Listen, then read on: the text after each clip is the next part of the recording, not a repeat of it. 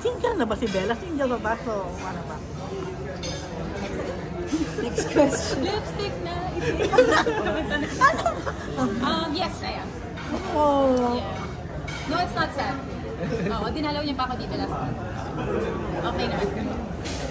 So, yeah. Umiyak ako. Parang nakinayang ako. Kasi ang tagal nyo na, di ba? Ilang years din yun. Magpa-5 dapat. Pero okay naman din. Baka, sabi ko nga sa pelikula ko dati, some people are meant to just pass by. Okay, so what is the mutual decision talaga? Kasi dito na ako dito ulit. So yun ba yun? Anong nauna? Yung titira ka dito na for good or yung because of what happened sa relationship kaya you're for good na here? Hindi.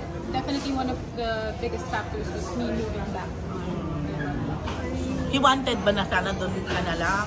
Or Hindi naman din kasi kami magkasama eh. Nasa London ako, nasa Switzerland siya. So parang nahirapan na din ako. Long distance. Yeah. Long distance na shorter, but it was still long distance. Oo nga.